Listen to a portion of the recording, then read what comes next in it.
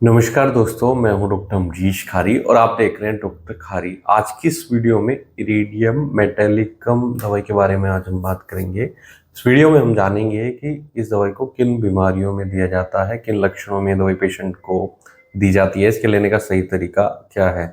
जानने के लिए वीडियो पूरा देखें। अगर आप हमारे चैनल पर नए हैं तो चैनल को सब्सक्राइब कर लें ताकि आने वाली हेल्थ रिलेटेड वीडियो से आप अपडेटेड रहें। इरिडियम एक धातु होती है, उससे ये दवाई बनी है। ये एपिलेप्सी में यानी मिर्गी के दौरों में दी जाती है, ल्यूपस में दी जाती है, जॉइंट्स अफेक्शन में दी जाती है, जोड़ों के दर्द में जैसे रियोमेटिज्म या फिर गाउट के कारण अगर पेशेंट को जोड़ों में दर्द होता है तब दी जाती है। एनीमिया में दी जाती है यानी खून की कमी में दी जाती है। सेप्टिसीमिया में दी जाती है, सेप्टिक इन्फेक्शन में बहुत असरदार होती है। वीकनेस में भी ये दवाई दी जाती है और कई सारी बीमारियों में से हम देते हैं, लेकिन खास तौर पर इन बीमारियों में ये दवाई मेनली दी जाती है। अब इसके लक्षण जान लेते हैं कि किन लक्षणों में ये दवाई असरदार रहेगी। पेशेंट के अगर माइंड के या सिर के लक्षणों की बात करें, जो आमतौर पर मिर्गी के दौरों के पेशेंट में देखने को मिलती है, वो ये होगी कि पेशेंट कंफ्यूज रहेगा, है ना। कंसंट्रेशन पावर पेशेंट की बहुत वीक होगी। इसके अलावा पेशेंट कंसंट्रेट नहीं कर पाता है और पेशेंट के राइट स्कैल्प में सेंसेशन होती है और एम्प्टीनेस महसूस, खालीपन महसूस होगा पेशेंट को माइंड में। ऐसे लक्षणों में कई बार पेशेंट को वाटरी डिस्चार्ज की भी शिकायत होती है, यानी पेशेंट के नाक से लगातार बहने की शिकायत होती है।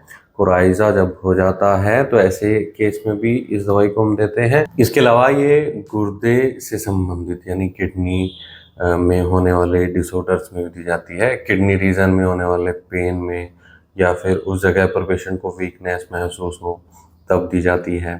और कमर दर्द में इसे दिया जाता है जब पेशेंट लंबे टाइम से बीमार रहा हो, उसके बाद कमर में दर्द होना शुरू हो गया उस स्पाइनल कॉर्ड में। पेशेंट को दबाव के साथ तनाव महसूस होता है अपनी थाइस में। इसके अलावा जो हिप जॉइंट होता है वो डिसलोकेट हुआ महसूस होता है और डलनेस पेशेंट को देखने को मिलती है लोअर लिम्ब में। ऐसे केस में दवाई बहुत इफेक्टिव रहती है। महिलाओं में इस दवाई को यूटेराइन ट्यूमर में दिया जाता है। नेफ्राइटिस अगर हो जाए प्रेगनेंसी में, खास तौर पर महिलाओं में, तब ये दवाई इफेक्टिव होती है। अगर पेशेंट को किडनी में इन्फ्लामेशन है, नेफ्राइटिस उसे बोलते हैं, उसमें बहुत ही इफेक्टिव रहती है। एनीमिया में बहुत इफेक्टिव रहती है। अगर पेशेंट को खून की कमी है, रेड ब्लड सेल्स कम बन रहे हैं, ऐसे में एचबी कम आ रहा है, हीमोग्लोबिन कम आ रहा है, तो ये दवाई देने से पेशेंट को काफ़ी राहत मिलती है। सेप्टिक इन्फेक्शन को भी कंट्रोल करने का काम करती है। बहुत इफेक्टिव रिजल्ट्स इस दवाई के मिलते हैं ऐसे केस में। डाइजेशन को भी इम्प्रूव करती है। जिन पेशेंट्स में सारी शिकायतें ल्यूपस जैसी, एपिलेप्सी जैसी, और उनका डाइजेशन भी सही नहीं रहता है, पेट सही नहीं रहता है, तो ऐसे में दवाई डाइजेशन को भी इम्प्रूव करती है। तो अगर आपको इनमें से कोई भी परेशानी है और आप इस दवाई का सेवन करना चाहते हैं तो एक बार अपने होम्योपैथी डॉक्टर से सलाह जरूर ले लें, नहीं तो दिए गए व्हाट्सएप नंबर पर हमसे संपर्क कर इलाज या सलाह ले सकते हैं। वीडियो देखने के लिए धन्यवाद। चैनल को सब्सक्राइब करें और कमेंट सेक्शन में ज़रूर बताएं कि हमारी वीडियोस आपको कैसी लगती हैं। इस दवाई को खुद से नहीं लेना चाहिए, सेल्फ मेडिकेशन नहीं करना चाहिए।